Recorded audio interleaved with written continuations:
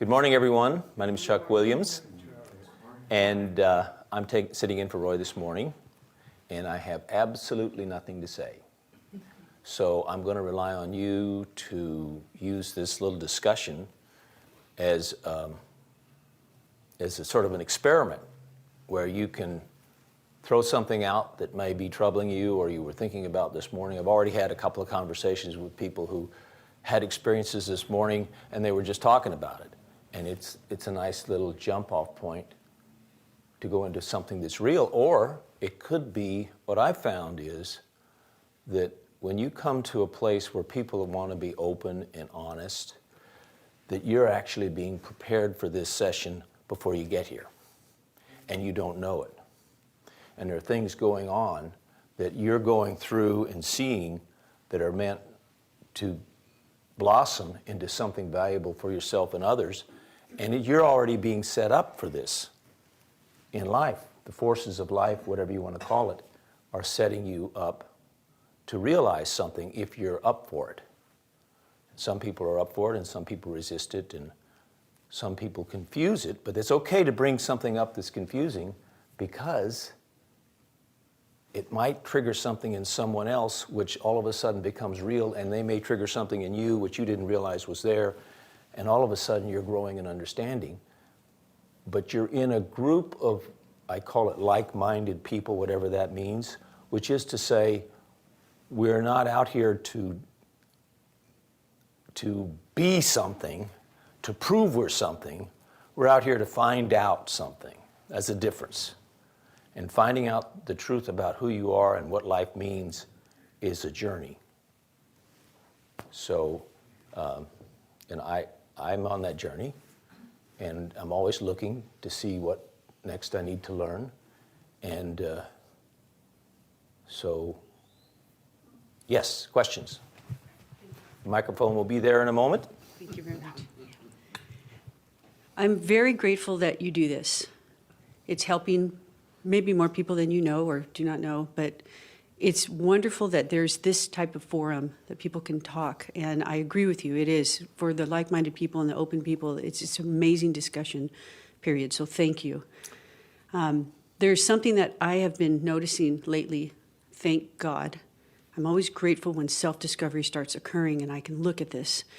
I have 3 kids, and I started listening to Roy very young. So fortunately, I was at least aware enough to be able to marry a man that's very decent, a very good man. And we had raised kids in a very decent home. Hasn't been perfect, but it was decent. And so I was able to sort of live vicariously through the kids and see what it's like to live in a decent home. And it was beautiful. It was so beautiful. I got to just see the innocence of children not being destroyed, and at least where I was aware and trying. And because you came from the other side. I did. Of it. Yeah, I should preface it with that. I did come from a destroyed, upbringing. So thank God that I was able to see that. I'm at a point now where the kids are becoming teenagers. And it's starting to be, I'm seeing that within me, it's becoming a challenge because I didn't have a good teenage life. So I don't know. And the kids are leaving, and that innocence, and they're coming out into the world. And I really want to hear what sort of discussion can come up as far as I'm seeing that I'm still wanting them to be kids. I'm still wanting them to be children. And it's not healthy for them, and it's not healthy for me.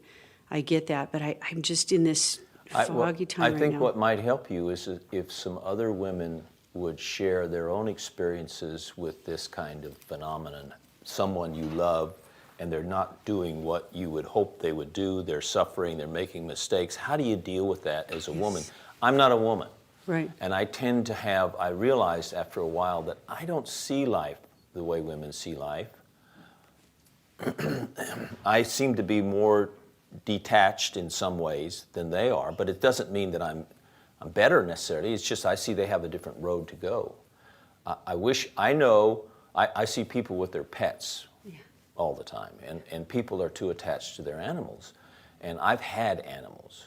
I've raised animals, I've raised dogs and chickens and goats and sheep and cows and horses, and I was never all that attached to them, even though some of them I brought up from young, and a horse I rode and broke and all that, or a dog that I bought as a pup and raised, and his pups raised and all that stuff. I just wasn't that attached. When I left the dog that I'd had for 5 years and had trained him, and it was a fabulous dog, and I just said, said to my brother, "You want that dog? It's a pretty good dog." And he said, "Oh yeah." I said, "Okay, bye." And that was it. Just walked out, and everybody kind of looked, "Oh, geez, I thought he was really close to his dog." It's an incredible place to be. I mean, I homeschooled my kids. You know, I was with them consistently, and then it's so, I see how silly it is, but sometimes I'll go through little things that they did when they were in the second grade or whatever. And the other day I started crying. I mean, it's really silly. Well, but it could have a meaning to you. Right. I mean, I'm not going to put it down, because there can be a value to looking back and seeing something, but it can be distorted. It can be twisted. Yeah. And we can have a closeness to things that is actually filling an emptiness in us. That's what I think And is that's happening. not love. Yeah. Love is not filling the emptiness in me. Right. Love is supposed to be something where you're, in a sense, opening up and giving. Right. And offering something, Yeah. or I don't know how to say it, because Right, I most get people's it. idea of love is kind of strange, but we do something we call love. And that something can get very twisted and can really confuse people and makes them mess them up. Well, and that's what I'm open to pondering, that if that's really, if maybe that's why I'm so attached, maybe that's why I can't let them go and let them go into their teenage years. And my husband tells me, you have to let them skin their knees. They've got to skin their knees. But do you see the value of that? I do see it. Because here's the deal. Your husband could be saying something that's reasonable from his point of view, Right.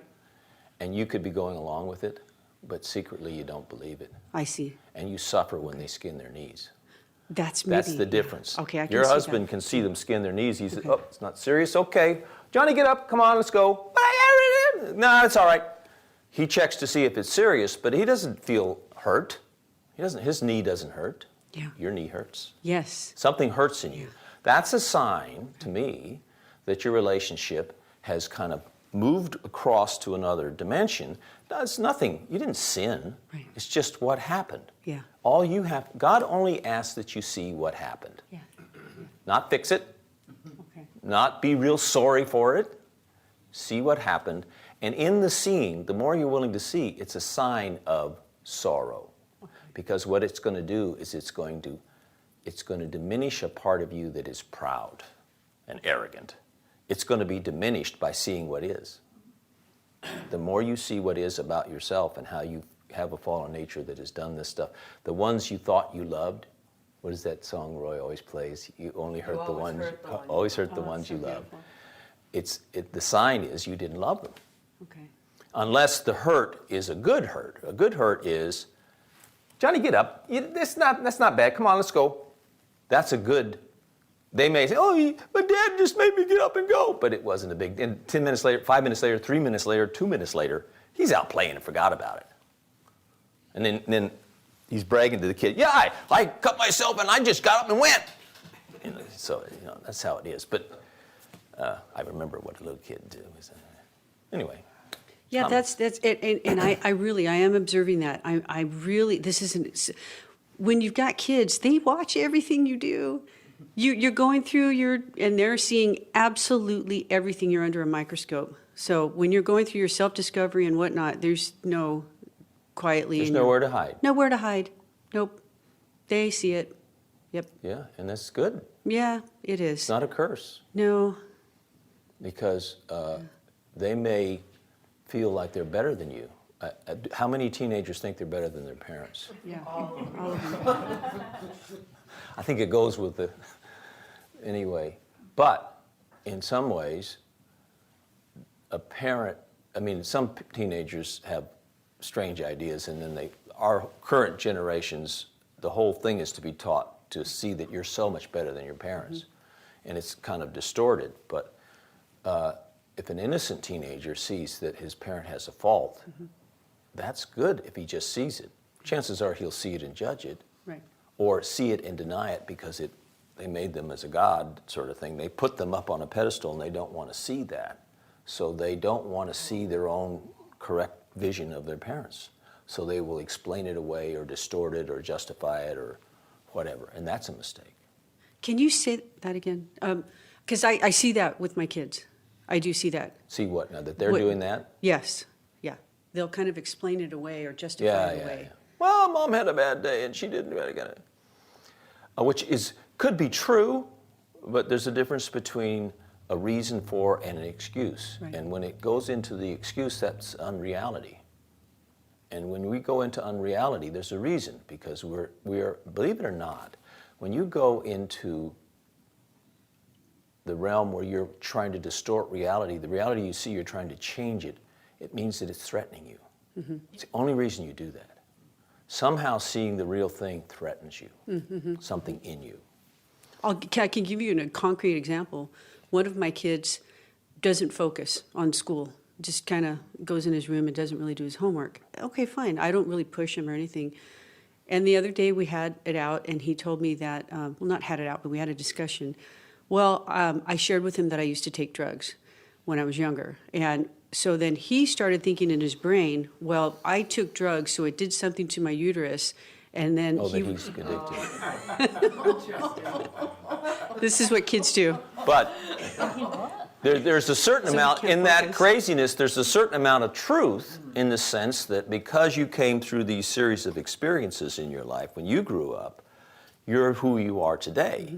And who you are today may be affecting your son. Of course, he's reacting in his own personal way, but it may be affecting him in ways you don't know. Yeah, yeah. And all you have to realize is that could be true. I wish I could see. Don't analyze. Don't analyze. It is dangerous. It's playing with drugs. It's the drug of the mind. You cannot analyze things. And it took me a long time to learn that. But I learned it, I went through the back door. So what happened was I was analytical and rational and logical, and I got kicked in the butt by God. And he blew my whole world out the door because he showed me there was a whole level to my existence I had no idea was there and did not fit into the rational explanation. And fortunately, I got up from the kick and I realized, oh, and then I went along knowing this is true, but not knowing what it means. So anyway, I don't want to get off on that, but your son, in a sense, is saying something that is kind of true. Okay. And all you need to do is see the truth in it and not the lie. You can see the lie, don't believe it. And you don't have to get him to see it. If you see the truth, that you see somehow there's something he's saying that you smell, yeah, there's some truth to that, I don't know what it is. And you're looking, as you're listening to him, changes the chemistry in the room. Don't react. Somehow what he's doing is not, it's not because he's not feeling the resistance from you. Okay. He's not feeling the agreement, but he's not feeling resistance. And you can't see it, it's a mystical thing. He's going to be different. Now he may get worse Right. before he gets better, Right. which may be a blessing. Okay. Or he may wake up, or he may be like 90% of the people and they just go along to get along. Yes. But that's all right. Okay. And there may come it's all orchestrated so that he'll have every chance to wake up. Your job is when he says something that he throws something at you A dagger. and you feel it Yes. and you want to find all the things wrong with it. Yeah. You don't necessarily agree with him. Okay. But you're looking at him, but you're looking inside to see what got hit. That it's not an analytical thing. There's a special way, and what happens is the chemistry is different, and you will begin to change and grow. And he may get worse for a while, or he may just all of a sudden, geez, he's different, but he doesn't know what it means, and he goes on his little journey. Someone used to ask me, I used to be a teacher, and they used to say, don't you want to get back to teaching kids, Chuck? And I said, well, you know, kids really haven't suffered enough. It's true. I feel like I'm wasting It's my true. time. I'd rather go to the adults that are all beat up and suffering, and I can talk to them, and some of them might get what I'm talking about. It's true. So Yeah, when they he's- hated me for that. It's true though. When he said that, Chuck, I felt like this dagger. I'm like, oh, you know, I could feel it instantaneously, and then I stopped and I thought, maybe there's truth, maybe there's not, maybe he's full of nonsense. Good, but don't do a lot of thoughting. Yeah, I was back and forth. You know what I'm saying? Yeah. That thoughts are going to come no matter Okay. what. But just Okay. realize it's beyond the thoughts. I don't know how to say it. I don't know how that is. You The know- best way to do that is if I were to come up to you and touch you with a magic rod, Right. and all of a sudden you saw reality for 3 seconds, and then you're back to normal. You say, oh my God, that's reality? Whew. Phew. Okay, I'll just see it a little bit at a time. But it says that there's a reality you don't see. Okay. Because there is a reality we don't see. Oh, good. Thank you. Came to the mic. Good. A lot easier this way. Wouldn't it be really nice if, even though she has all these doubts and stuff of what he's saying, if she was to have just that moment of inner peace and it would deflect that dagger and he would If it feel happens, you know, you can't If make it it up. happens, of If the course. peace comes, good. If it doesn't, all it does is trigger turmoil. Watching the turmoil is your moment of peace. Yeah. Because you have the appetite to see the turmoil from another place. You're almost in the turmoil, you're not. You're watching it. You feel this thing. You were talking to me about watching this thought, something that happened 20 years ago. This is another person in the audience for those who can't see this. He said this morning, I saw something 20 years ago and I was going all through it in my mind and it happened 20 years ago. So these thoughts are around. Mm-hmm. But what it is that's the point of the meditation, is to find a place where you're able to be slightly separated from them. And so you may not have the realization she's talking about, or you may at some point, you may have one and then not have one. But those thoughts, if you're separated enough to see that they're thoughts, you're still being drawn into them, but you're separated enough and you see the emotion you kind of sense the energy that's going. That is the magic place, because all you're doing is saying, I'm willing to see. Not by saying it, you're doing it. You're seeing, suffering through the turmoil of it. That's all God needs to begin to work on you, to change, so that sometimes it's not about that suffering. All of a sudden you have this marvelous realization and you realize you're different. You don't know where it came from, but it's just like you're different. And you're sitting up a little straighter and someone says, geez, what happened to you? So I don't know, I just see things different. And you won't go back. These kinds of special realizations that come through life, generally speaking, the ones who have them, they don't go back. I mean, you have maybe a slight fallback, but you don't, because the realization that I'm talking about, it's not a thought, it's an energy that comes into you and pulls you up a level, and it's milk to the soul. It's just the soul's hungered for this because we lost it. And that magic, for those who want to be there, they're willing to endure all the little craziness day to day and moment to moment, and all the setbacks, and watching these and suffering through this and seeing this, and you even can suffer because you're trying to tell somebody something you discovered and they're agreeing with you and they don't see it at all. And you know they don't see it at all because you're seeing what is, the evidence is there, and you're trying to tell them this marvelous thing you discovered, and they're saying, yeah, that's pretty good, yeah, and I can admit, and you want to resent them because they're not seeing what you have to say. That's a mistake. Mm-hmm. And so everything has this chemistry to it, and all you have to do is be willing to see when you screw up. You know, can I ask you, you had mentioned that when this comes up between my kids and I, the teens, I'm in the teen group right now with my home, and something comes up with a discussion like that, and then the kid may see it and he may get better or he may suffer. If the kid goes through the suffering, what happens to me is I see myself, oh no, this is too brutal. I see myself getting too entangled in that suffering. You're already entangled. Yes. All you have to see is that, oh God, there it is. Okay. You can't, I'm going to pull back.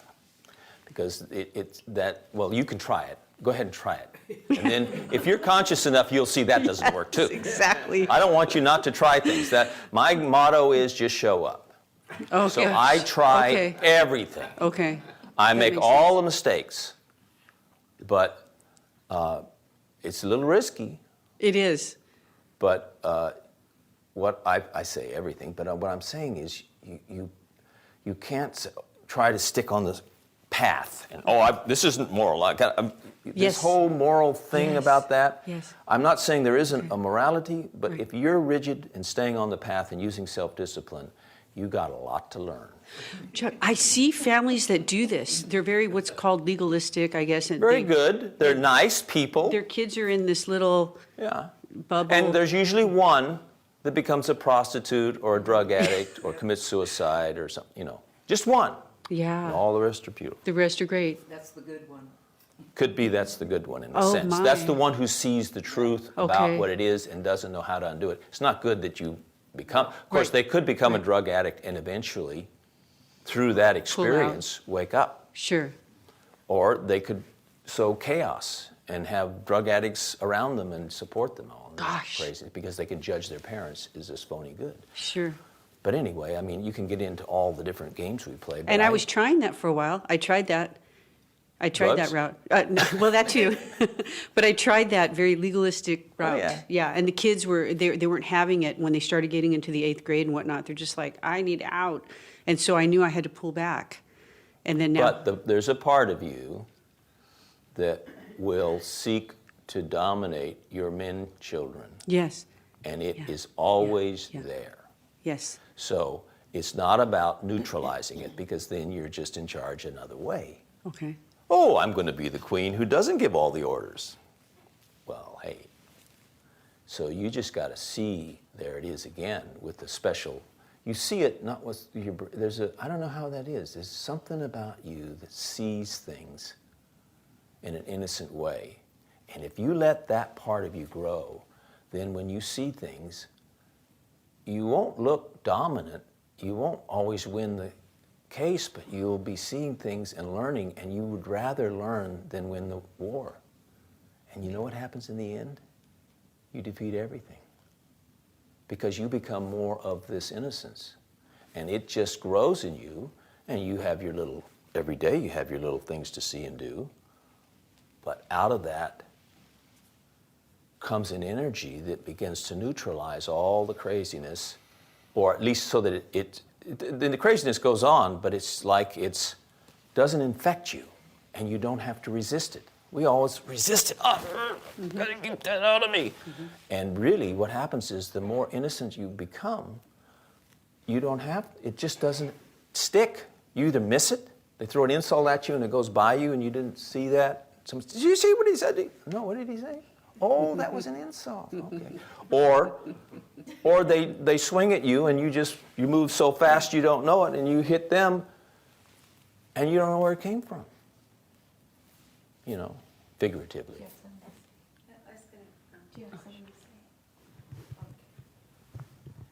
I was just going to say that, or in the end, you end up being the queen, if you will, because they respect you so much now, and they want to follow you for the goodness that they see. What you want from your man children is that they follow what's inside of them. And if you're following the same thing inside of you, then there's a niceness about that. But you would, for a man to see his son do the right thing when the son doesn't know the father's looking, and the son, you're dealing with all your friends, and the son says, wait a minute, that's not fair to him. You can't say that. And the father sees it from a distance. He's liking that this morality is in the son. He feels this morality the son is discovering and following, even in the face of everyone hating him for it. The father says, oh, that's good. He doesn't feel big because his son did it. It's because he found this, and now his son is finding this. That's beauty. And the mother should do the same. I don't know, I can't speak for mothers, but I'm just saying it's about you. The Father is within all of us, always trying to show us what we need to see. And if you're willing to take that lesson and let it unfold, then you will appreciate others who are on the path and seem to do the right thing, but it doesn't make you feel good. It's just like, oh, that's good. It's like the other day, Tim was talking about seeing something and seeing himself cry and not knowing why, and my eyes teared up. Now, why would that be? Is that right? Yeah. And my eyes teared up, and I said, this is the most, I thought this was so profound because it was about him seeing something beyond his brain and just letting it unfold. And I thought that was sweet. I mean, I don't feel anything for Tim. It was just this moment was special, and I said, oh, that's neat. So I was listening to that on the session, and when Tim said that specifically, I thought, my God, he explained it. It doesn't always have to be with emotion. I cry with emotion, I admit it, but there are times that I'm seeing that I don't. yeah, it's just you appreciate it. Yes, it was beautiful. I think it's really boils down that you can't really repent. You're being repented. In other words, you got to get out of the way and let God repent you. And there's he no does it effort in to his own time. And it isn't like something you're really super conscious of at the time. It just what I noticed is there's a different energy afterwards. It takes And now you know. it washes the stress out of You it. know that energy is there. Yeah. Then, of course, what does he do? He drops you back in the Oh yeah, pool of basically. life, and you have to keep doing. But what it is he's showing you.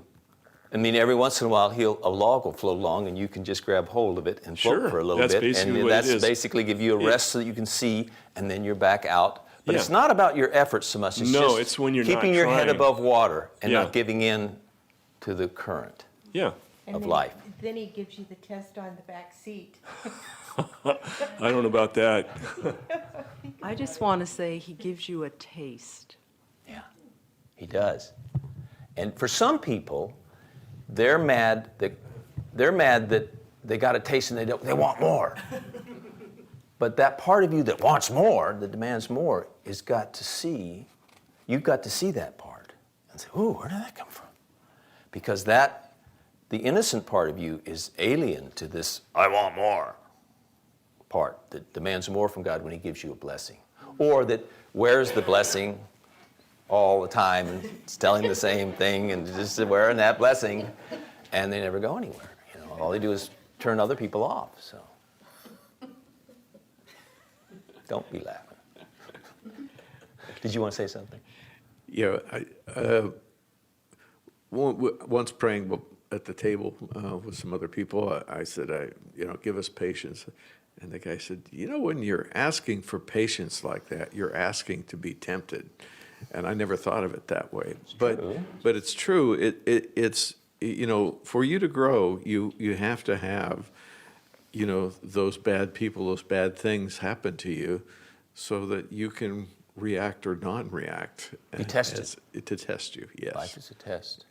And if you pick a life that is sort of small and confined and not too risky, it means there's something in you doesn't want to be tested. And that's a good sign. You need to look at your life and see that and say, what does that mean? Am I one of those who doesn't want to be tested? I'm just throwing out these word questions because we're talking, but it's really something beyond words. And that's why I think these sessions can really be valuable if people come here with the attitude, I want to be tested. I want to just throw it out there and see what people say. And if I don't agree with them, I'm going to fight them. And if they say something is valuable, I want to see it. But I want to take the risk to put it all out there. And we're just a small group of people, but there are hundreds of people who listen to this, thousands, and who may listen to it in other ways. So you can't really say it's just one little place, but this is an important place, in my mind, to just, take a risk. I'm taking a risk. I mean, everybody can judge me, and I could screw up, And if I screw up here, Roy's going to tell me. First thing. Yes, sir. The thing about not wanting to be tested, it can also come from when you have a very hard life and you resent it so much that you don't ever want to be tried again in that way. So you withdraw, and it's like you fold in on yourself and just hold everything off and try and not feel at all. And you realize I'm speaking from what I've seen in myself. Mm-hmm. And that's the part where coming out again is one heck of a process. So what you've got now is a condition that forces you to look like you're breaking out. Mm-hmm. You're moving and shaking. For those who can't see, you've got, I don't know what the disease is, but the point is people look at you, oh, that guy's shaking. Whereas before you were this quiet, nobody noticed you, you had your own way and you did I had things. the look of somebody who is really together, Yeah. very tight in everything I did, And now, very cautious. in walking my into the room, words. people are going to look at you and judge you. Just the opposite, see? But it's funny. Isn't that marvelous? Because you get this chance to see their judgment and see the reaction it causes in you and just to watch it. Don't pretend like it doesn't bother you when they judge you and can't you sit still and do these things, or they give you that look, can't you sit still look. Oh, God. You probably do. You probably get it. Have they? Yeah. I never thought of that. I get different kinds of looks. Okay. Did you want to speak to that? All right. Anything else? Yes. I'll talk. Good.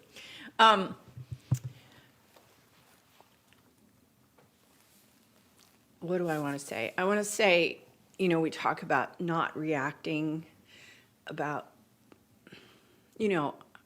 but what I have been seeing about myself is that I couldn't not react all these years and years and years and years and years until I really started to get a glimpse of how much I hated my parents. I mean, a real glimpse, and not just with words. But then when I really saw it, I saw them in me, and I felt like my dad.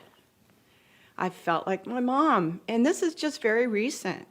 And one thing that came up is there was, and my father was a character, and my dad knew my dad a little.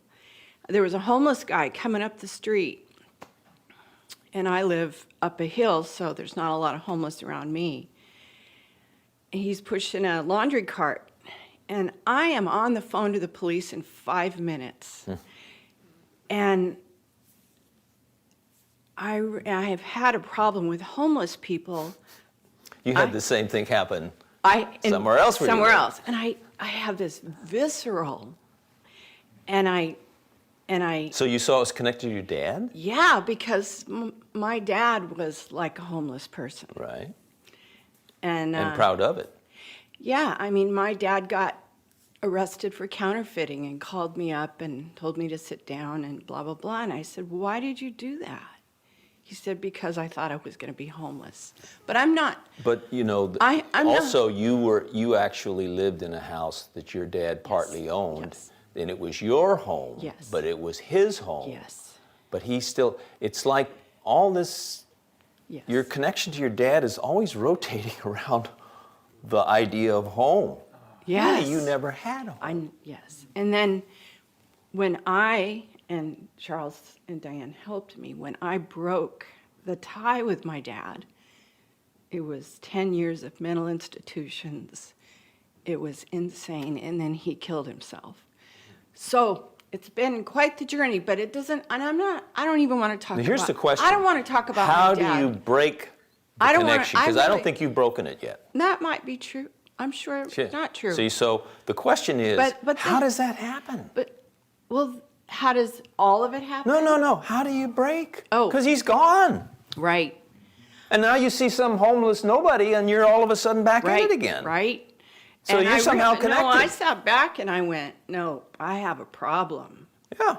I have a problem. And Question is, how do you break it? How do you break that connection? Any ideas?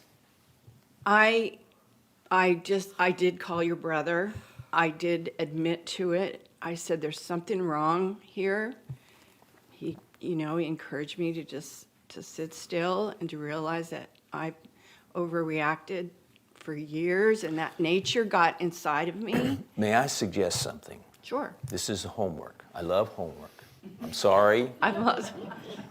I didn't like it in school at all, but I ended up over the years going to several seminars. I'd travel hundreds of miles to go to a seminar, and Roy had them in this all during the year, and I would go to one or two, and eventually I ended up working at the ranch and got to go to all of them for free. But what was my point? You have homework for me. I used to say to people, it's not about the seminar, it's about the homework. And they said, what? And what it meant was, at this seminar, you have some realizations, you see some things, you see people going through all kinds of traumas you never heard of because your life wasn't like that. And then you go home to your life. And now you're living your life. And it's all about the little things you do every day. Right.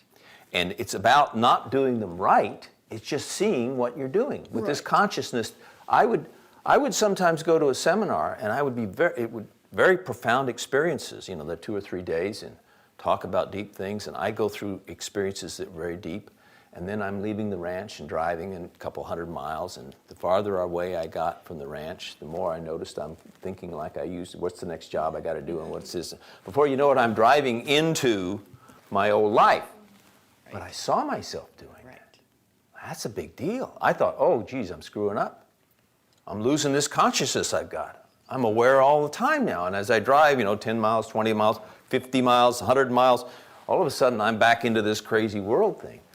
But this time I saw, I probably did it all the time anyway, but this time I'm watching that world I work. am seeing that. So it's in the little things. So you know what the little things are? I know what you're going to tell me. What am I You're gonna tell me? me? You don't know. My relationship with my cat. Oh, that's a good one. And you know what? I love my cat, but I am watching it. And now when I pet her, Do you love your cat as much as she loves her son? I don't know. I don't have children. I know, but it doesn't matter. Oh, I just know that what I do. Because she's seeing her love for her children has gotten a little bit off kilter here, and the miracle is your sons are going to show you when it's wrong. You can do it 90% right, and they'll sense that 10%, and they'll push something back at you. That's a blessing. So instead of They will help you see what you need to see. So instead So of your getting cat will rid never of, do that. So instead Your of cat will never do that. Instead of getting rid of my cat, which I You could have your cat. but this Treat him like a cat. This is what I do. I try to pet her now and notice. Oh, that's I'm good. just petting her. Am I having Yeah. a feeling? So I pet her. I say, Daisy. She doesn't know any different. No, it's just cat. You thought she liked your pets. You thought she loved you she because you likes petted the her. pets. But I just have to pet her and And those little things. And however you find your way through Right, that. right. Don't worry about the big things. Right. And you'll screw up some big things. Oh. Okay? Just that's your homework, is to start dealing with just the little temptations in daily life. And you won't do them right. All I'm asking you to do is see that you're screwed up. See that you didn't do that. I didn't hold the door right for that woman. Right. You held it right, but she didn't notice it, but you noticed, well, why did I do that way? I was kind of whatever, I'm just making it up. I hear you. Just some little thing you do, or the thought pattern. You find yourself sitting in a chair and all of a sudden you realize for 10 minutes you've been thinking about something that is stupid. Right. Now, I don't say to see that and be mad at yourself. I say that to see that and wonder why. And what will happen, what I found happen was the more I noticed as I came from the seminar into my life and began doing all the things I did in my business, and I saw how caught up I was in it, and just saw it, didn't fix it. It changed me. So the next time I went to a seminar, I realized something even deeper about myself and nature. And I went through a series of things over years that changed my nature only because I did my homework, which is when I go back into my life, if I go back, like say you leave this session, we're talking some heavy duty stuff here. Say you leave this session very aware. You just feel yourself a little more conscious of things. and you go back into your life and you see that awareness diminish. And you're watching the awareness go and the old life take over, and you're back in your kitchen stirring your soup and thinking about some stupid thing. If you're willing to bear that contradiction, it's the beginning of change. Because you let your consciousness come in to show you how unconscious you are. And then you'll try to fix it. And then you see yourself fixing it at some point. And see how silly. You won't see, if you see that fixing it doesn't work when everything falls apart, that's okay, but that's a little late. Where you need to see that the fixing it isn't fixing it is as you're fixing it. There's a level of consciousness that you're aware, oh, same old pattern, oh, there. You just, I'm putting it in words, you don't have the words, you just see it. And you bear the pain of that, because part of you is going to suffer. That part of you needs to be squished. And that part of you was what saved you as a child. Your pride, your judgment, your emotional energy, that protected you. And you thought it saved you. And now we sit around, results of these crazy life, and say, wait a minute, what have I become? So but that's a good question, because a lot of people don't ask that. They say, why aren't you like me? And we're going to pass a law and make you like me. And even if you say ideas I don't like, you're in trouble. We're sending you to jail. So. Sure. I'm not saying I have this fully figured out, because I do not, but I can remember one time calling Roy on the phone and telling him that I hate my parents and et cetera. And then he started just bellowing and yelling, well, why don't you give it up? You know, that, and I needed that. Boy, did I need that. I needed him to just Now tell me holler. why you think you needed it. I want to hear your input, because you can remember what you thought at the time. Yes. Because right away you said, what? Yes. Why do I call him? Exactly. That fear. Oh gosh, I got to tell him. I got to fess up and just tell him. And But what happens when he yelled and screamed at you? it's as if something shakes and rattles inside. It's this volcano, this kind of, and then I started crying. I started bawling and crying. And it is just, gosh darn it, why do you keep doing this? Why do you keep allowing this? And this. Well, what I find with Roy is that, because he's kind of a strange dude, I shouldn't say that, but I get it. he's different than us. Yes, he is. And over the years, I began to realize that he's more different than I realized. He is. I mean, He I is. had no way of Yeah. calculating this, because I saw Roy from a distance, heard him on the radio. Yeah. So, we went to a talk or two, and that was it. It was kind of like from a distance. You're more intimate now with your relationship with him. Well, I wasn't around him. Sure. Now, some people in this audience have worked for him, and they're around him a lot, especially when he was younger, when he was in the office all the time, in your business.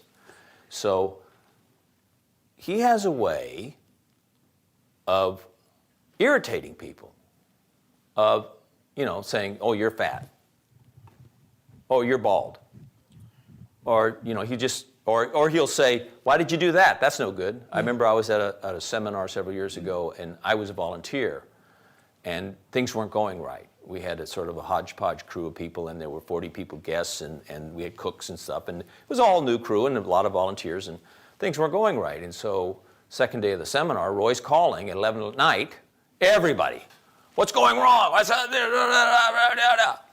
And he called me a couple of times. And I've been around him enough to know that when I'm around Roy, I just tell the truth. And I just said, well, I'm doing the best I can. I don't know what's wrong. I can't figure it out. I'll look around, and if I see something, I'll tell you, but I don't know. But a lot of people are attacked by what is in him attacking. And I know people who try to be like Roy, and they're not. They're critical. They're dominant. They're saying this, they're killing souls in a mean way to prove they're right. To be outspoken with, forget the kindness part, but be outspoken. But the outspokenness is killing people because it's not coming from the right place. what I realized over time was that I said, you know, I think that Roy is innocent. Someone said, what, are you kidding me? He can be so mean. He can be so dominant. I said, well, he can. I've seen him that way. But I noticed there's something else in him that's an innocence. And that the person I would yell at, he doesn't. And I had a situation happen not that many years ago where we were in the office, and there were several people working in the office, and we were in the back of the office talking about something. I forget what it was, and Roy was there just talking with us. And one of the employees was in the front of the office working on something, and he came over, walked 40 feet across the office and said, would you people be quiet? I'm trying to work and I can't concentrate. And we're talking to the boss. And you figure Roy would jump down his throat. Oh, I see the person in the office came. Oh. Yeah. Person in the office. And Roy didn't jump down his throat. I looked at Roy. I said, wow. And Roy looked at me and he smiled. Nothing. Isn't that weird? He wouldn't say, you can't tell me to shut up in Did my he own pipe down? office. No, the guy was right. He thought he was right. And he went back and we quieted down. But that doesn't fit with this image of this guy who's always telling people what to do and how to do it and hurt. Because what I'm saying is, I'm trying to say, I hate to use this as an example, but this has been my inspiration because I say, if there's another way of life, I want to find it. If there's a way to return to the innocence you had as a child and not be a doormat, I want to find it. And if I have to be a doormat and it doesn't bother me, I want to find it. Because there's a time to fight and a time to not fight. There's a time to say something and you don't know what that time is. You can't pick and choose. You can't figure it out. If I figure it out, I notice right away my pride is working. And I know that's dangerous. I'm playing with fire. I don't want to work off of pride and ego and all that, but that's part of me. So I'm saying you've got to be willing to take this risk to be out there and say something and get knocked down and called, you're an idiot. And if it's true, see it. If it isn't true, see, when he said to you when he was yelling at you, you could see it or not see it, but by not seeing it, you could resist it with the old anger and then get to see that. Mm-hmm. And you see that 2 months after this call, you're still replaying it in your head. Mm-hmm. And you see, and at some point you realize, you see this, how there's some part of you that is PO'd. You get to see that. And just watching that part work is marvelous. What kind of helped? I don't know. I mean, there's circumstances, but my gosh, if I would have lived the life that my father lived, I probably would have committed suicide, honestly. Because I know what he went through, and he wound up very similar to her father in the end of his life, almost homeless and just... So what are you saying? I'm not sure what you're saying. I understand. I understand why he was the way he was. Right. But there's something beyond understanding that. That's good, what you said. Cheryl understands that. Okay. I hate to use your name, but she understands that. There's another level. It could There's be something else that has to that's unfold true. to That's release true. that connection. And that, I'm not going to name it. I Right. can't name it. I really don't know how to call it. But I Yeah. know that's beginning the path, but it's not the end. There's a farther place you have to go to be free from the curse of hating your father or hating your mother or hating your brother or sister. There's another place you have to be led to where that you are actually freed of that hate. And all I'm saying is realize it's not over yet. Exactly. You say what? You see the evidence that you're still in this, you know, another homeless person walks down the street and you're on the phone again. Yeah, see? So God's trying to show you, I've never seen as many homeless people as you, and you live in nicer neighborhoods than I do. I just say that, I've seen a lot too. But you see what I'm saying? He's sending these to trigger and to show you you're still under the spell. And Roy talks about trauma and all that, which is all good, and psychiatrists can talk about trauma and all this stuff too. It's fine. It's all true. But there's another, how do you get released from the trauma? Freud thought he had it and he didn't. And they gave up psychoanalysis because it didn't work. Seems like you have to be free from it in order to find how to be free from it. No, that's the difference. Say that again. It seems like you have to be free from it in order to find out how to be free from it. But if that was the case, there's no way to get I know, out. that's what I know. See? See, that's a good question. That's a really good. I think See, that's what I'm looking for. That's what your brain gave you. Yeah. It's very logical, Yeah. but I'm saying you have to realize, and I just saw this the other day so clear. Everybody touts logic. The trouble with logic is it's a system, and if you start with a premise that's wrong, everything you decide, even though every step is perfect, the premise was wrong. You didn't see it quite like it should be. Logic is flawed. Logic is okay for a while, but it's got a flaw in it. So here's the deal. Your brain was logical. Don't believe your brain. Let me add this. You cannot break free from your traumas by yourself. Yeah. You have to be led to a special place. That's what Jesus is all about. He broke the spell. Somehow he was able to go through the human experience a different way because of how he came. I don't know how it all works. And he broke the trauma spell so that we can, if we're willing to go where we need to be drawn, he will at some point break the spell. And you're no longer subject to the trauma. And it's no effort on your part. You didn't do a doggone thing. All you did was see each moment and get led and led and led and led deeper and deeper. She may have to see 16 more homeless guys. And as she does it, she sees a minute later, 5 seconds later, right in the moment of judgment, before she sees him coming down the street and she sees this anger coming up. At some point, because she's willing to see in the moment, she will be different. And then she'll see a homeless man and notice there's no judgment. There's no anger. She doesn't know what happened. It didn't trigger it. This should trigger it. Next thing you know, because she could be somebody who's always helping homeless people because she gets angry. In her case, she wants to shoot them. Well, that's okay. But it's the same thing, because all these people are helping the charities, they're traumas for them. Charity is trauma, and they're doing all this good work out of trying to deal with this trauma. Here's the deal, you have to be willing to be drawn through this process, not knowing the next step.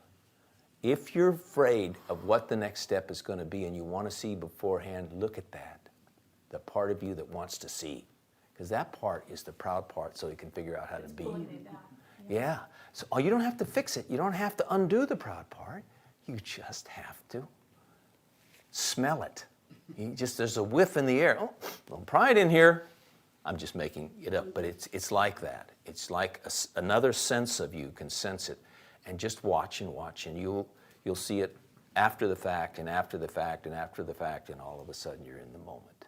And the next thing you know, it's not even happened yet, and you're seeing it, and you're seeing the pull, and you're watching that, and then after that, there's no pull. And you've been freed of this trauma, only because you're willing to see what you have to see, and how you have to see it is his way, and you'll have to be able to do that. And that's what these discussions are all about. People who want to be in this place and see the unseen, because we know the unseen's there. Was there? Okay. Thank you.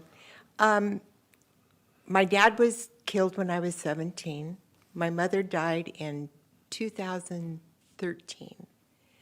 And when I started meditating, pulling back from people, I started to understand that everybody has a right to be them. Everybody has a right to have their life and their life experiences apart from you. The problem that we have is that we become attached and involved with these people. And it's almost like we're so attached and so involved, we don't see them as individual people as we are individual as well. So if you can see them as individual people, our moms, our dads, our sisters, our brothers, our children, then they have a right to have their life and who they're going to be in growing up. So when But you can you criticize them? Pardon me? Can you criticize them? Can you criticize them? That's a very good question. That would be judgment, wouldn't it? Could or, be. Or you could see, What if you could see your grandson is about to cross the street and he's not paying attention to the traffic? And you say, John, stop! Is that Don't go across the street, criticizing? you have to look both ways. I wouldn't think that would be criticizing. Well, he's just running, I'm going to do what I want. And I'm using as a kid, let's use an adult. Let's say we got a daughter or a son who's going out with the wrong guy and thinking of marrying him. Or not even thinking of marrying him, just going to go sleep with him. Do you say, wait a second, that's going to be destructive. You can't, that's a very dangerous thing you're doing. Well, I'm not saying that you just let go of these people and... That's what I'm asking, yeah. Okay, I'm yeah, I'm asking. not saying that because we're all helping one another, etc. But if you give them that warning and they do it anyway, Yeah, then that's on them. right. Or if they give me the warning and I decide, well, I'm just going to be defiant and I'll do it myself, then that's on me. Right. Individual, independent, and you're responsible for your own life and your own choices. Yeah, we are responsible, but it's what I'm saying is, because I just wanted to amplify what you were saying, because Okay. that's why I brought up a situation that's a little different. Because you're not saying, oh, you can do what you want, I'll do what I want, we're all happy. You do your thing, as long as I can do my thing, we're happy. You're not saying that. You're saying you're responsible for what you do.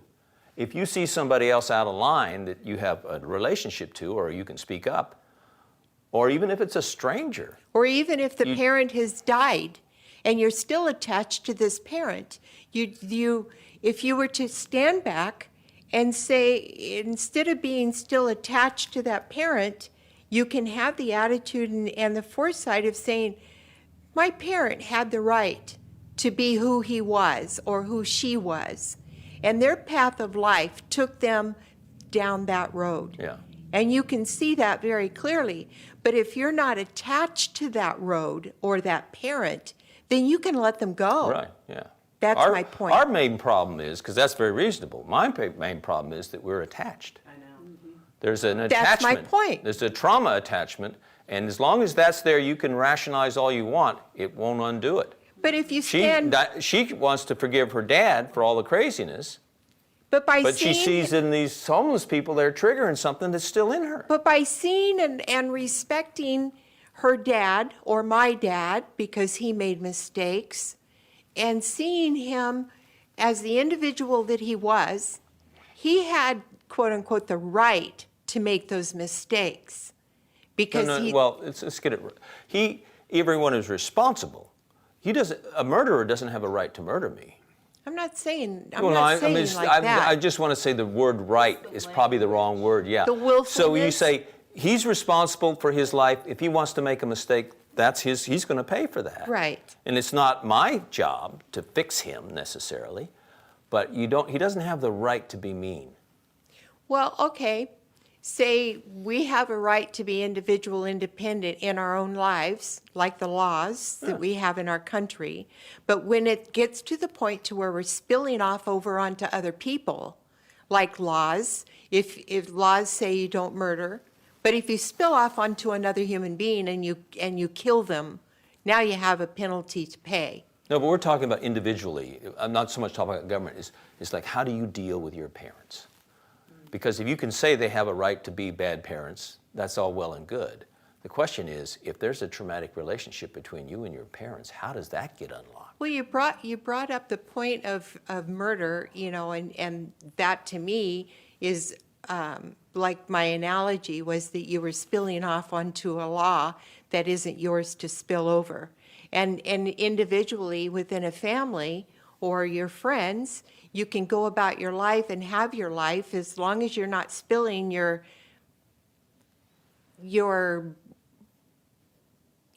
gravy over on other people, because that's Well, but I not- spill on people. I'm sorry, I spill on people.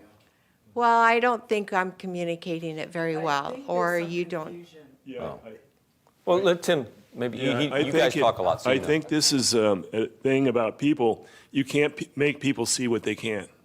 So in other words, you can't make people's minds see it, and sometimes you realize that people, depending on the degree of it, that they can't help themselves, and they don't see it, and you don't hate them for it. That's the thing. I noticed that with my uncle. He couldn't see, and at first I hated him for it because he couldn't help me. He was asleep. He put himself to sleep.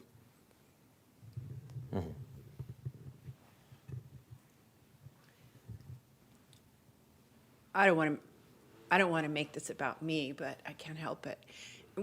I just want to respond to Brenda in that about my dad and about our relationship. I was the root to his life. I was his, and I played that role from a very early age, and it was. Anyway, it's not even my dad, it's that nature. And I ended up playing a role. He was the dad, and it was horrible, pretty much. And I don't know, in my journey, and my dad started to listen to Roy when I was 5. And every single weekend, he would pick me up and he would tell me he saw the devil in me. So it's been quite the journey, and on so many levels. And I hear the quivering, and I'm not sorry for it. It has been a lot. I'm not sorry a bit for it because I am learning, and I believe that this is my journey. This is what it is. But I wonder about my dad and, and the years and years of that. And I wonder, what was that? Why didn't I just say, see you people later at 18? And I actually had no ability. I didn't know how to go live a life. I did not know how to function in this world. But I wonder, and I don't mean to get into the weeds, but I wonder about my mother's nature in me. Is it my mother's? And I really don't want to make it about the parents anymore because they are dead. And somebody said to me recently, every time you bring them up, you bring them back to life. And That's not really true. You know why? Because they're already alive. They're already alive in you. So I wonder, is this my mother's nature, this angry, willful, hateful And judgment? it's not her nature. Yes. It's her mother's So nature. is that nature? So it's passing down. They divorced.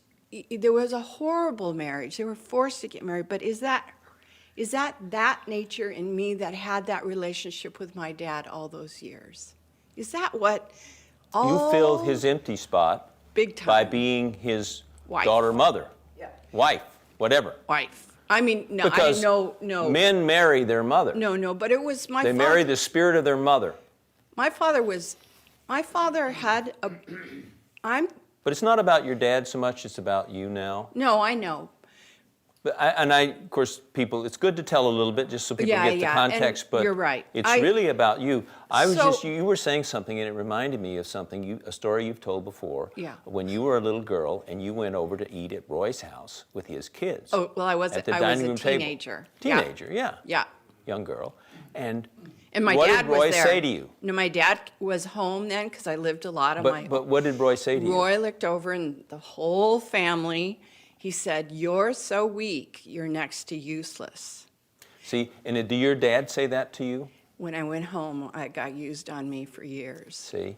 So here you had, now everybody said, "Oh, Roy, that's terrible that you said that." And all the kids went, But what if, in his innocence, he was duplicating the craziness that was in your dad, and your dad was not doing it out of innocence, he was doing it to dominate and break you.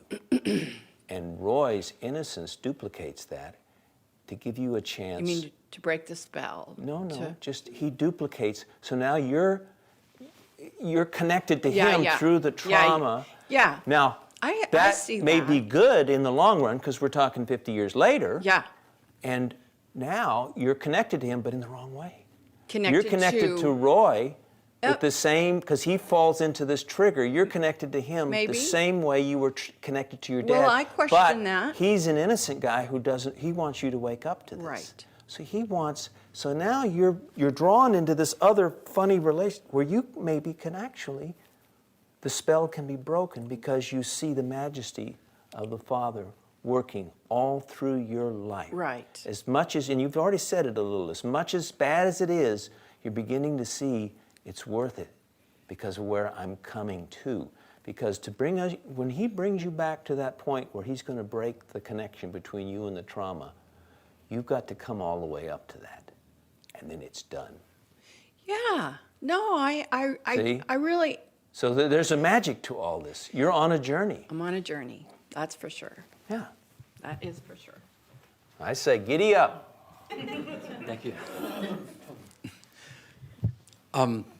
A lot of what you're talking about really pertain to what's happened to me. When I was little, I just really relate to it because when I was little, I don't know, maybe 4 or 5 years old, I felt I got possessed, and I just felt something in me. I didn't know what it was really, but it wasn't me. And I remember the moment I looked in the mirror and I tried to go like wrangle it out of my body, you know, and I couldn't get it out, of course. And so much of my life, as what you were saying, it's like I was trying to save myself in various ways, and we all do that, you know, in different ways. Yeah. And you know, I'm losing my train of thought. It's a good spot. It's a good place to stop right now, and then if you think of something more, just add it later. Okay. That's good. Yeah, it really, yeah, I just blanked out. So, That's all right. But that was very pertinent what you said because, you know, with me, it manifests.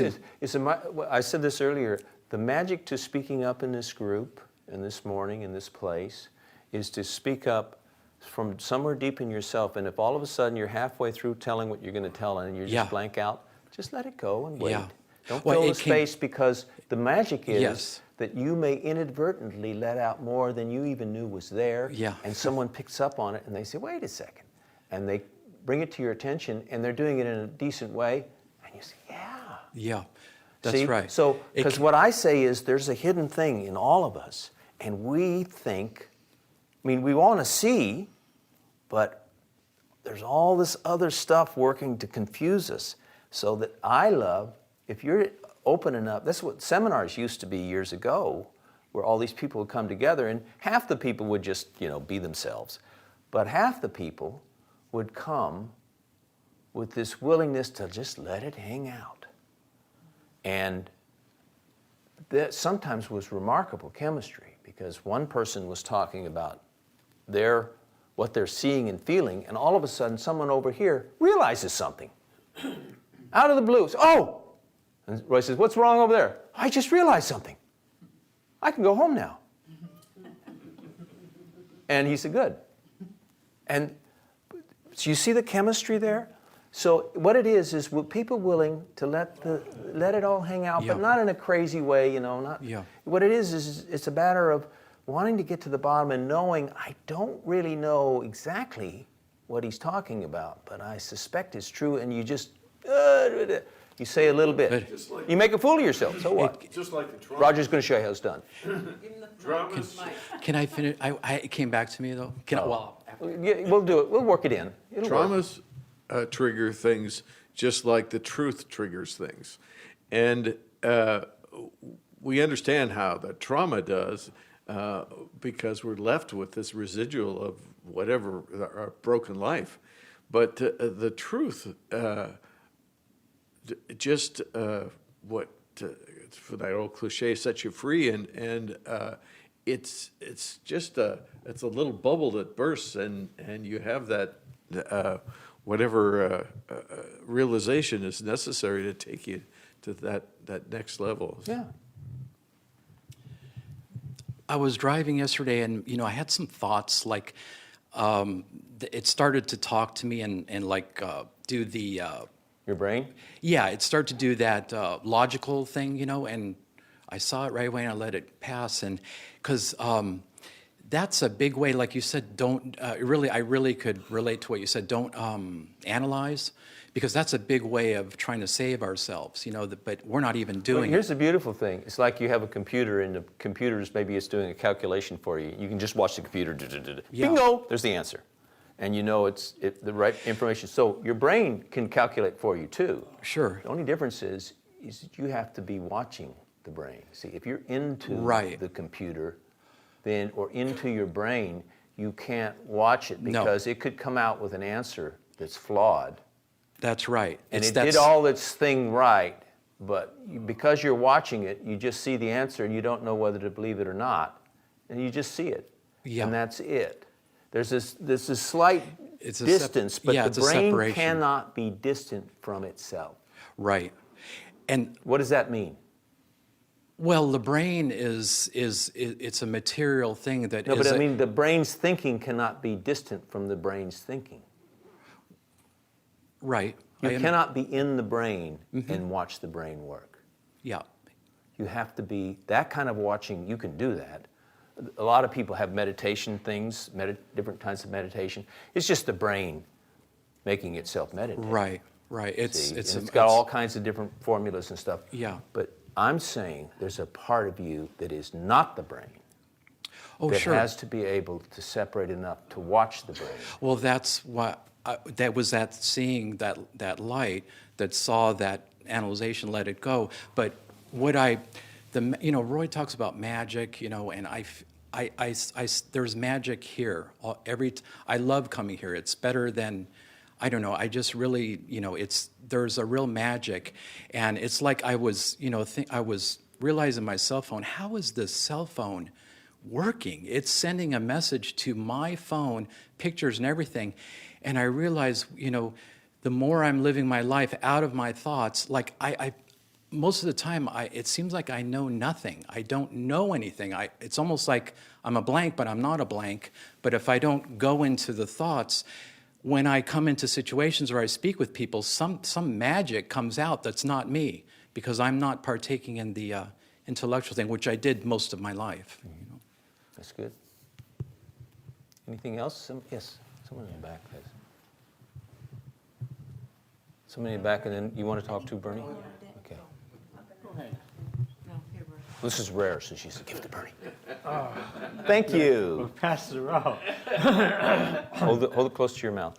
I'm not sure exactly, but the first Saturday of the month, I attended the meeting, and then I ran several errands, and I found myself driving along, and I could not remember where I'd left, where I was going. The entire morning had disappeared. Is this I didn't even recently? know what day it was. Recently? The first Saturday of the month. I didn't even know what day it was. Okay. And I pulled over to this place where I can sit down and have a cup of coffee and a little snack. And I suddenly realized it was Saturday because there was a newspaper there. That told me it was Saturday. And Why then- are you telling? Is there something you realized out of this, or what? No, it just everything disappeared from my mind, and then gradually I started to remember. Oh yeah, I was doing this, and then the morning returned to me somehow. But you know what I'm saying? My entire morning disappeared from my memory, and I was driving. I had no idea where I departed or where I was going. I mean, I saw the traffic, I saw the lights, I had control of the car, but I don't know. Your memory of where you are or what day it is all gone for a Yeah, while. for a little while anyway. Until I sat down and relaxed a while and drank some coffee and a little snack, and gradually, oh yeah, now I remember. So what can we learn? Are you just I sharing don't that know. experience? I don't know. It just happened to me. I'm not sure what was happening. What was going on with me? That you're It's just, losing your memory? I mean, it wasn't like I was being senile because I was aware that I That didn't you know. didn't know where you were. And yeah, Maybe that's true. Maybe you need to be aware you don't know where you are. that could be. I find in my life that things happen to me physically to teach me something about the spiritual. And even this morning, I had an experience that's physical, but it's like it was causing me to be in a state, in a consciousness, and to look at different things. And it was like from 4 o'clock on, I was going through different parts of this, what looked like just started out physical. I thought it was gas. It's just my usual, when I have a great realization, I think it's just gas. No, but, and I took some anise, just to make sure. But my point is, it was meant to prepare me for being asked to step up to this place this morning. And that's all the things I went through without knowing what they were, I realize now, was to prepare me to be sitting here right now talking to you. And I'm telling you, even though the doctors will tell you, oh, that's just old age, they'll have all their explanations. No, I'm it's saying not for that. I you know right it is. now, you're conscious that you could not remember. Yeah. You couldn't reach into that It brain. wasn't that like is, senility where you just no, but you lost were this- aware of the Yeah. moment, Yes, but you were conscious you couldn't reach into the brain to get all the context. that's exactly Where right. I mean, where that is a child. A baby in the crib, he doesn't have the context. He doesn't have the language. He doesn't know where he is. He sees he's in a crib. He doesn't even know it's a crib. He knows he's there. You knew you were there, Oh yeah, and you knew that other was missing. and I was driving my car. I had control of it. Okay, this could be just a little piece of reality telling you, don't slide back into that old crazy brain of yours. You can exist living in the moment without all the context and words and everything. Well, You can exist that way. It's a taste of that. And it's a question of whether there's something in you that wants to be in the moment all the time, instead of in your food and in your friends and in your surroundings, in your music and in whatever you're into. yeah. Well, like I studied electronics and electricity, and I thought I had a very logical mind. Things had to fit together. This thing had to lead to that thing, and everything had to be in its place, and everything had to be under control. And actually, I was. My early part of my life, my childhood was so my parents. I was so chaotic and out of control. That's what got me into studying electricity, because it was logical and I was in control. You know what I mean? Yeah? You like that? Yeah. Okay, I'm going to tell you something. It's a secret. In the place where you're aware in the moment and you don't have all the context, you're not in control, but you know who is in control, and it's okay. If it's done the right way. Roy was doing a program this week. He started out the program, I don't know, was it Thursday or something, and I was listening, and he couldn't put a sentence together. He sounded, it was just terrible. He couldn't hardly finish his sentences. He would use the wrong words, and everything was mixed up. And after a minute or two, or 5 minutes, I said, I can't listen to this anymore, and I turned it off. And it turns out he stopped the program early, like 10 minutes in, stopped it and put on a tape. The next morning next night he came into the program, Friday night. You ought to listen to that show if you can listen to it. And he says, you know what happened to me? And I don't know if I'll get this quite right, he can tell you. What happened to me is I came in with a preconceived idea of what I was going to talk about instead of living in the moment, and I lost my ability to talk. He said I almost passed out in the studio because I reached into my brain for the answer. Now, we're a long way from that. But you know, a lot of people, that is hell. For me, that is heaven, to be living in the moment and not pull on what's in my brain or what's in my thoughts and think I'm going to enforce this on my life. you might have had a little insight in that. You actually look more aware than I've seen you for a year. Just let that unfold. Don't pursue it. Know there's another level of order beyond the science and the electricity. I don't understand it. I know you don't have to. That's the point. I know that. And You I'm have not to let trying that understand unfold. that. And when you find yourself helplessly in this state, be aware. And even ask somebody, you know, I've forgotten where I'm at and I need to go someplace.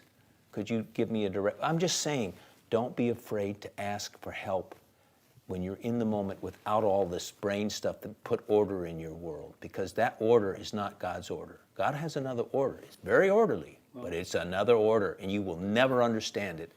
When I stopped and I sat down, Put the microphone. sat down over that cup of coffee, I wasn't. How can I explain it? I wasn't really looking for an answer. I was just not knowing. I said, "What's going on? I don't know." Diane's going to comment. Yeah. Right behind you. Sure. This is what I'm hearing from you, Bernie. Yeah. That even though you had this experience, you didn't resent it. No, most people Yes. resent the fact that they Yeah. lose the. You see that? So Yeah, I I can didn't. hear in you You're right. that And that you was a blessing. didn't resent That's not your it. way. Anyway, here. No, but that was a blessing. Your way is to resent it when you're not in control, isn't it? Yeah, I want to be.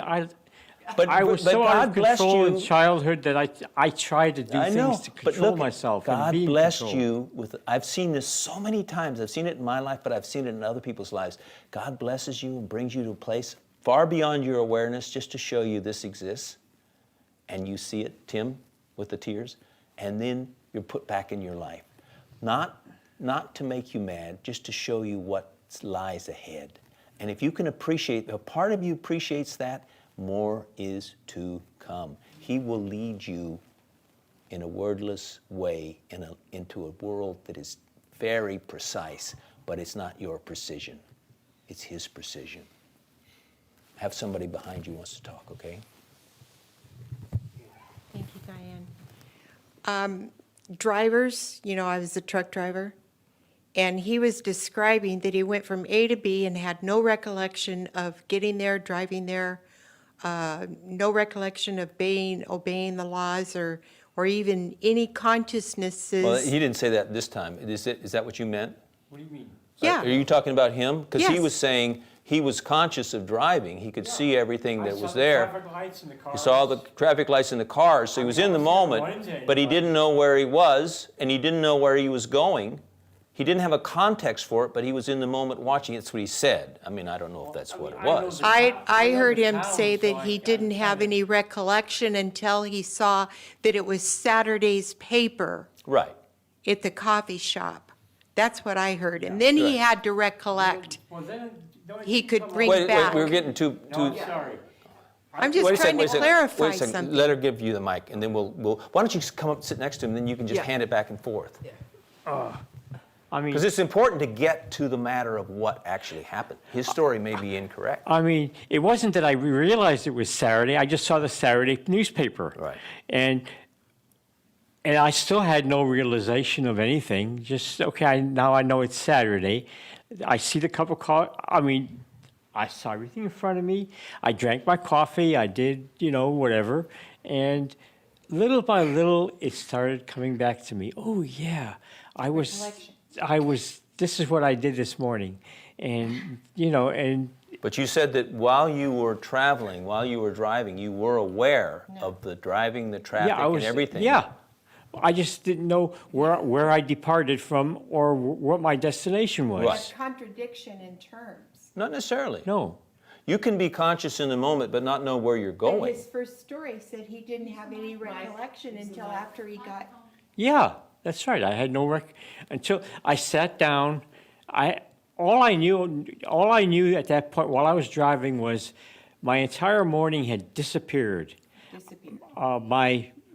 My departure point disappeared. I know the town. I knew where I was driving, but I didn't know where I was supposedly driving to. Okay. So I just pulled over somewhere where, I have to add one thing, and that is I know that there's a high percentage of drivers in Southern Oregon that drive like that most of the time because I have to deal with them.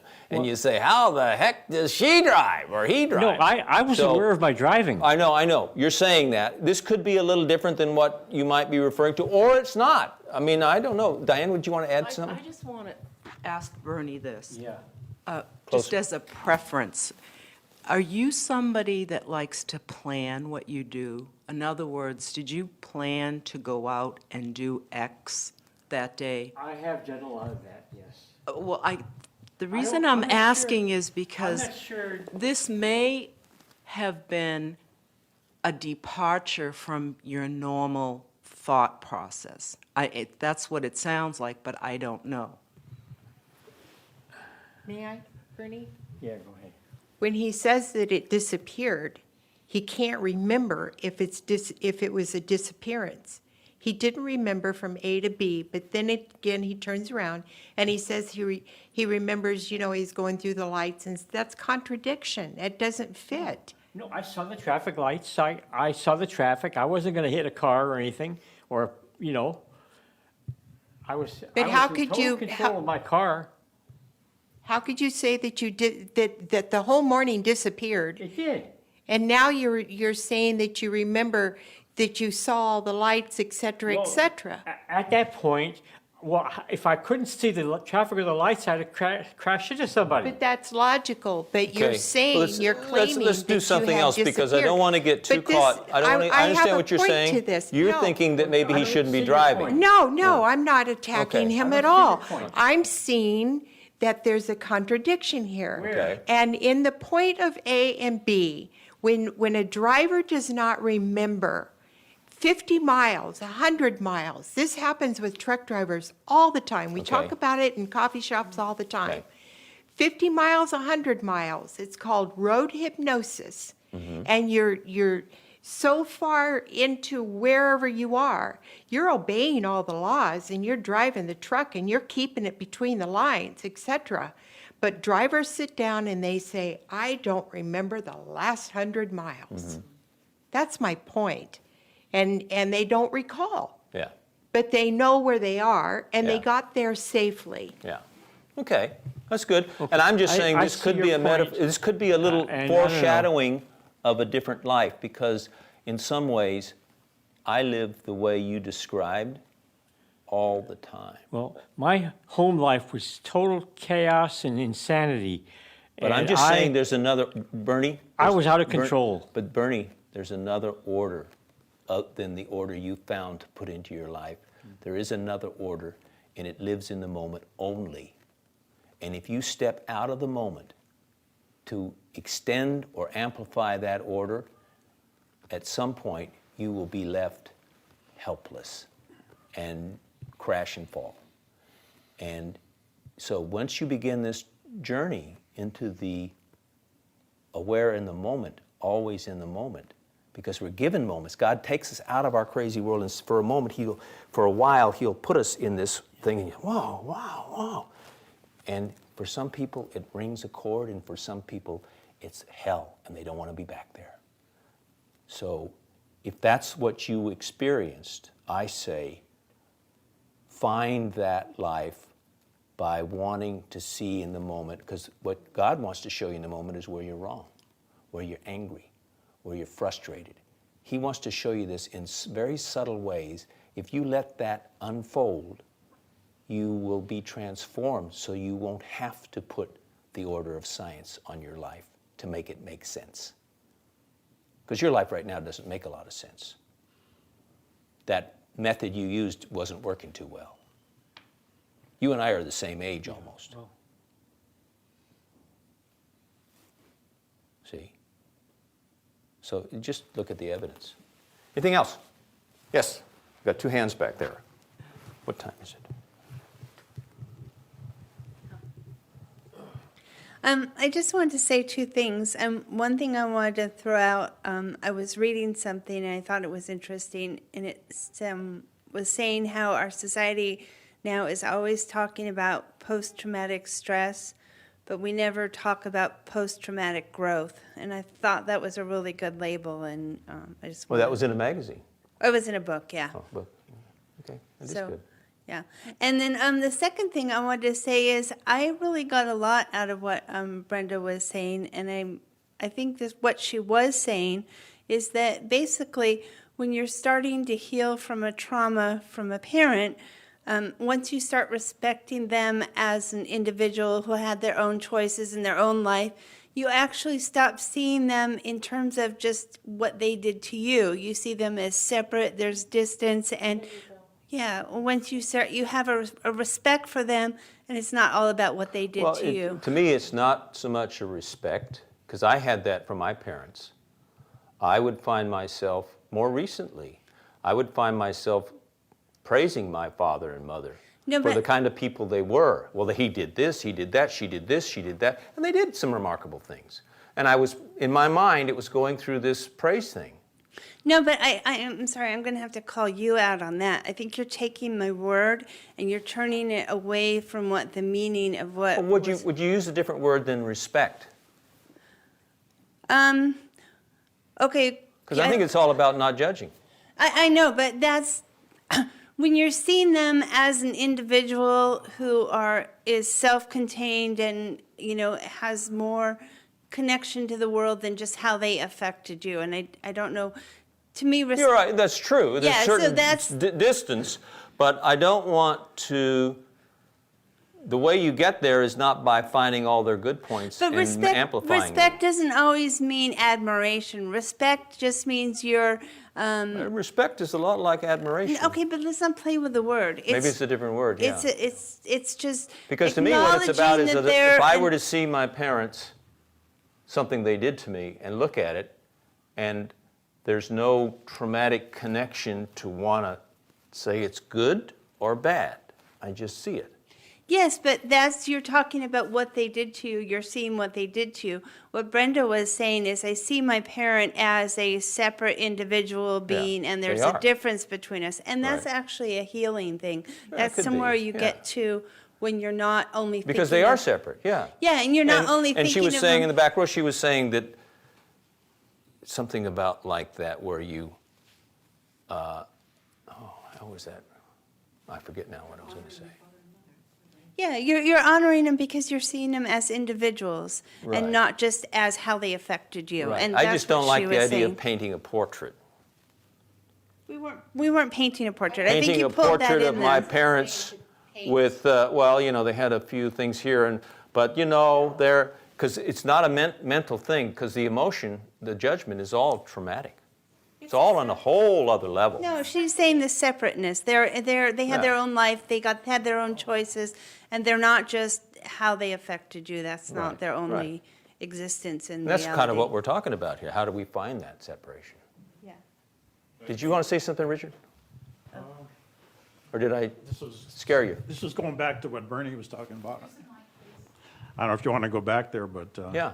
I had an experience once when I was hiking, and I was totally, I was lost in my thoughts, and I was thinking, gee, I wish I could get out of my thoughts, just experience this, nature. And then all of a sudden I did. I mean, I was totally aware, but I was on a path I always, took several, times before. All of a sudden I didn't know where I was. It was all beautiful, but I got scared. I said, where am I? I don't know if I can make it back to my car. Back hypnosis. But it wasn't. It was like totally aware, but I was scared because I hope I can make it to my car. So I just said I'll just follow this path and hopefully it leads to my car. And then I made it back, and I kind of went back to normal. But it was like a good experience, but a scary one, just being so aware, I guess. Mm-hmm. It's almost like we just go to sleep. Yeah. Well, Michael? there's a difference. There's two different things. One is being aware, and one is going to sleep. Thank you. One is being hypnotized, and the other is being unhypnotized. Yes. And I remember the first time that happened when I was unhypnotized, and I was at college, and I was going from one class to the other, and all of a sudden I became aware, and the awareness is, how do you describe awareness? It's very difficult. The people were different, I could see things differently. I was much more aware of the surroundings. Everything was there.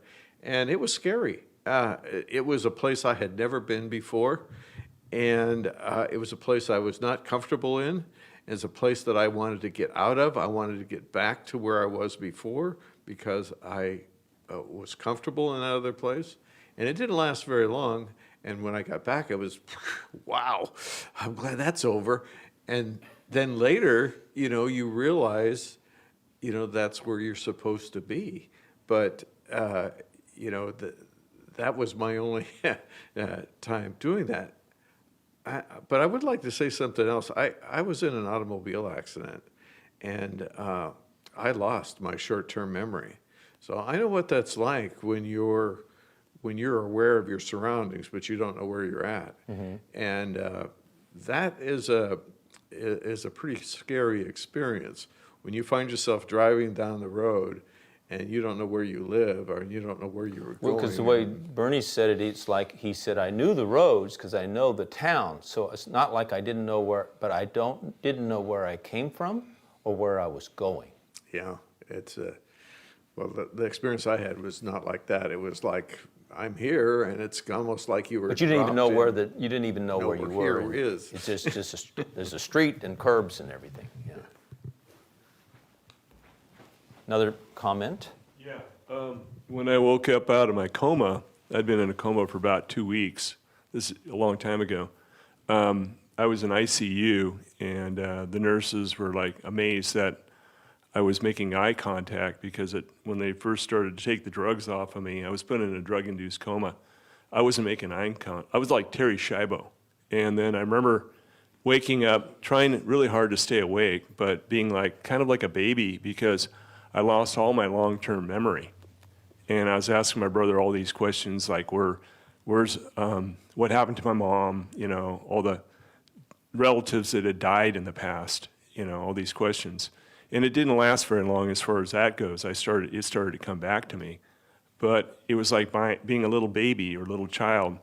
And I remember the visions, in ICU, there's a small room, all glass, and then there's a nurse's station outside.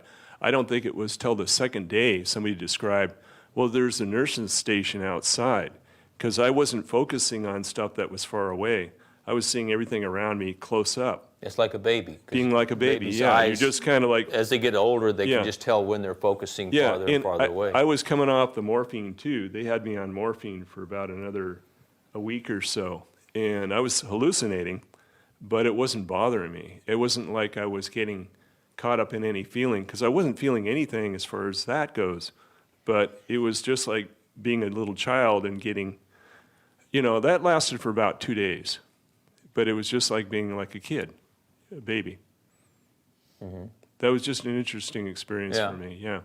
And I don't know, I just know that I often am in a place where I see things differently than I have before, but I'm not shocked by it because it's been a time coming. And I'm always looking for anger, frustration, resentment, anxiety. Mm-hmm. I'm always watching, but not in an intellectual way. I'm just sort of seeing what's there and fears, and I see them. Yeah, and it was like having 2 days without will. In other words, when I was... You remember that to this day. Yeah, I remember 2 days without will, not having will, and it was like my brother saying, do you know what the bill's going to be? Because I didn't have insurance, and it turned out to be about $100,000, but I said, I don't care. And I was paralyzed because... And you weren't making that up. You really didn't care. No, I really didn't care. Because my brother's telling you, don't sign those papers, because they were coming in with papers to have me sign. Yeah.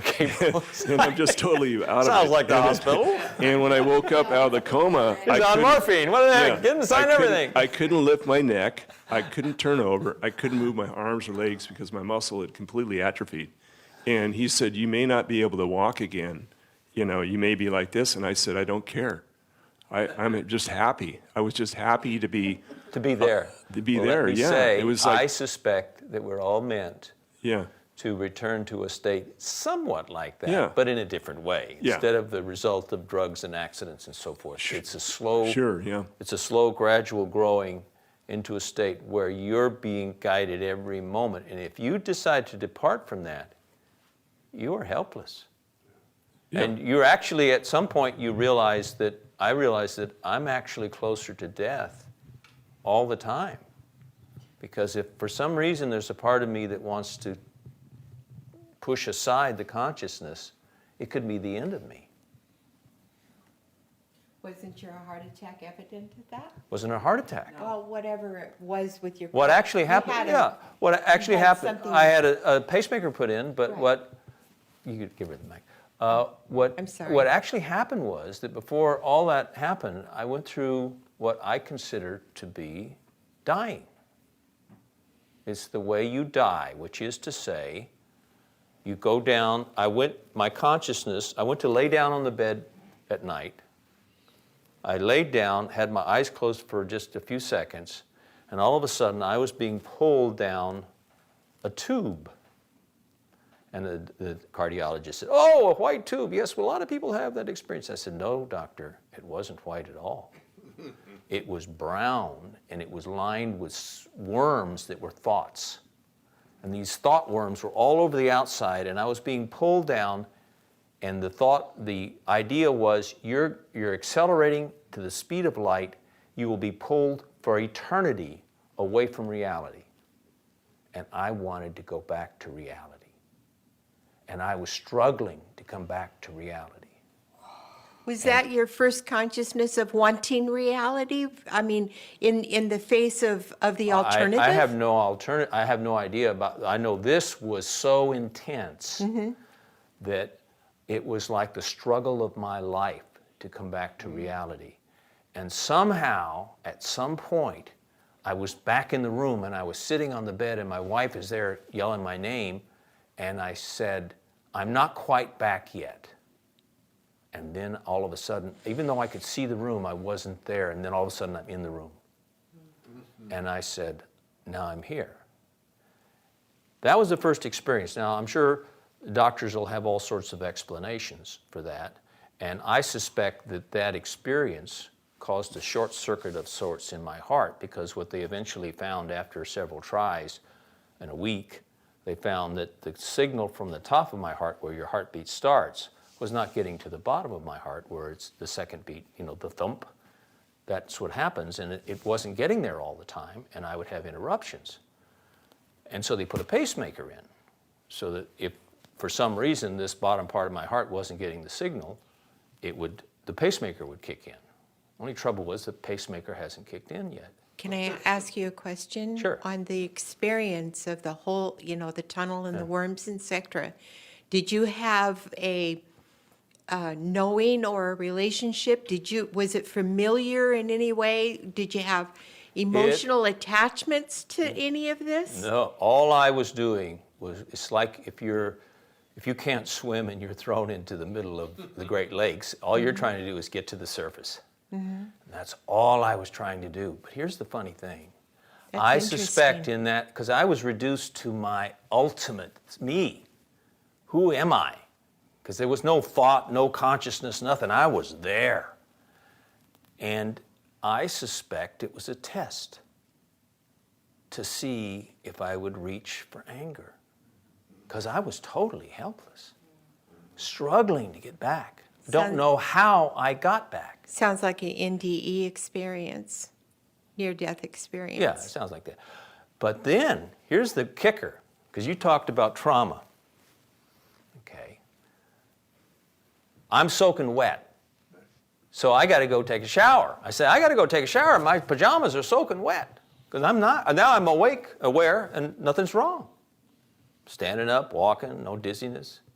So I go in and take a shower, come out, dry off, and then I look down at the shower floor, and it's a little dirty. There's a little dust or something, and the shower water has made little marks on it. And I start cleaning the shower floor. That's important. Yeah, right. Just after this experience, I'm actually taking water and starting to clean, and all of a sudden, I pass out, and am thrown across the bathroom onto my back against the wall. And there's a hole in the wall, a bump in the wall, and I can't imagine my head made it, but it looks like my head made it. But I don't know how my head got over there. I bruised up this arm all bad, and I'm laying there, don't even know how I got there. And all I can remember is the last thought I had was cleaning this bathroom floor and remembering my mother making me clean my bathroom as a kid. And I was the best bathroom cleaner you could imagine. But it was connected to my mother. And all of a sudden, it was like something just knocked me out and threw me across the room. I have a hunch, don't know if it's true, doesn't mean you have to go through this, that was the final jerk of that trauma out of me. Because I had another experience in this 2-week whole episode with the hospitals and everything, where I had one that was totally related to my father.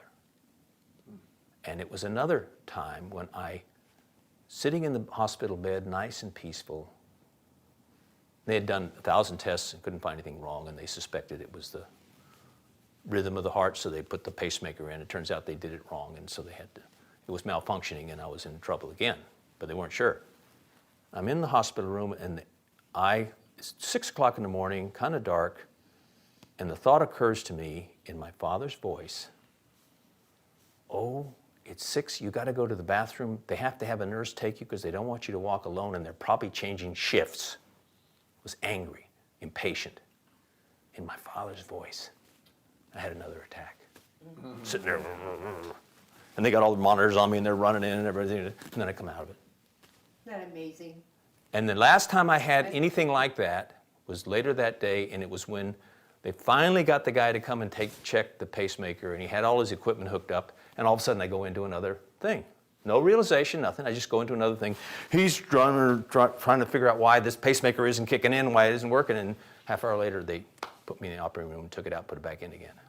They replaced the lead. Replaced the lead. So my only point is I had experiences here that had nothing to do with realization, and I had experiences that had everything to do with realization and trauma. And death. And death. I haven't told you half of that Right death there, experience. Right on the cusp that it was trying to kill you. And can I just? Oh, sure, okay. I will add that I witnessed all this, and I thought he was dying. I imagine. The first time he was flailing like somebody swimming, legs kicking and arms going, to come back, and I could see that. So I don't know how we got on that, but anyway. So you may have experiences that are physical and that are medical. They have medical reasons for them and all that. But they're also meant to give you glimpses of your nature and of what may lie ahead. And if you go through these and you do it with an open heart and you've suffered the dislocation, because there's a part of you that relies on you being like you always are, and you let that just hang there, it will begin to set a pattern. It's a taste for what is to come. Because we live our lives emotionally 99.999% of the time and don't even know it. We only see the big blips. But we're emotional all the time. We're judging, thoughts are going in our head and we judge and we don't even know we did it. And it's just the way it is. And that whole pattern needs to become uncomfortable, and God sometimes will put us in a place to give us a taste of what is to come, to see if there's something in us that wants to be back there in that innocence. Because He will. What does Jesus say when He says you must be born again? Little children, otherwise you can't enter the kingdom. It's little children, otherwise you can't enter the kingdom of heaven. He meant that literally. Yeah. Yes? Quickly, I'll really be fast because I know others want to speak too. But my doctor put me on cholesterol medicine some years ago. And I felt my muscles becoming more and more weak, and I was tired all the time. And every time I'd go back to him and I'd say, I'm tired. And I started losing my breath. I didn't have a lot of stamina to do a lot of my projects that I wanted to do. I'd have to go and sit down for a while or even lay down, to get my strength back. Well, about 6 months ago, I decided they put me on Lipitor. And I was really afraid of that because it's a commercialized product. Yeah, and better make it that's quick. Let's go. okay. And then over where we live, there's a driveway that goes quite steep, about 7% to the top, and then back down. And every time I would walk that, while I was on this medicine, I was gasping for breath. I couldn't use my entire lungs. 6 months ago, in faith, I took myself off of this. Now I can walk up that hill. I have the strength, and I don't run out of my breath like I used to. And I have the stamina to do my projects. Good. So, and it was all on faith. Good. I don't know what's happening to my arteries because of the cholesterol, but my diet's changed. There you go. That's I good. cooperated with that. More vegetables, less cheese, and all this other stuff. Not even in it. Okay, who's next? Back here. Okay. Chuck, I just sincerely wanted to thank you. Oh. Yeah, for this. I know that, it's coming to the end. If I could recommend anything to anybody that's listening is to get in the car and drive. I came here from California just to be here. And it's unfolding. I'm a parent of teens right now, and that's where I'm at, and it's unfolding. You need a T-shirt. I do. I'm a parent of teens. Oh, I see. Okay. I do. Who know everything? So thank you just for coming up here and doing this and for allowing people to come and, Yeah. and discuss things enjoy it. that are very important. Thank you. Okay. Do you have something you wanted to say? No. Okay. Well, I guess we're going to say it's an end, and thank you very much. And, like she said, this is a great place to come and to air your dirty laundry, in a sense. It's really not dirty laundry. It's just telling us what really is. And I think it's a great opportunity for everybody. You have one more comment? I just wanted to talk about something that happened this past week. Some friends of mine who are here, we were all together and we were talking. One of my friends was discussing his experiences when he was in the military and what happened. And through him, I saw what had been hiding in me was this deep hatred for the military as well. Mm-hmm. He didn't say he hated the military, but he used the expression in his voice, expressed that. You could feel it. I could feel it. And you identified with it. Very much so. I could see that this is what has come into me. This is what I've lived. And so with what people have been speaking here today is the same thing. What it is you hated the injustice of your experience. And it was in a military context. Yes. And we all resort to hating the injustice of the experience wherever you are. And it just happened was the one where it really came to a head. Yes, it did. Yeah. It, as Roy has said to me in the past, it set me on a path that was Right. horrific. Right. And I've gone through things recently where I fell down, broke some ribs, collapsed a lung, broke my collarbone, ended up in the hospital. And they had machines hooked up to me, and I'm watching, all of a sudden these things start just going crazy inside of me. And their machines are going crazy. They're thinking I'm dead. And a nurse comes in and says, "The machine." And I just look back at him. No thought, no feeling. I was just watching this as it happened within me. What you were seeing inside was causing trouble with the machines. Is that what Yeah. you're saying? Yeah. But it was the thing in me that was going crazy. It's what it is. What you have to realize is that it's your proud nature. And there's something in you, another part of you that's seeing the proud nature. And it was revealing all this other trauma that's connected to that. And all your job is to let that realization happen. It's not to fix it. And let His light begin to show through that simple, innocent part of you that got sucked into this crazy world. And as you do that, it will begin to dissemble, and it could be a little bit violent and painful, but so what?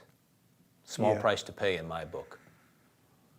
So, Okay, happy journey. thank you. Goodbye, everybody. Thank you.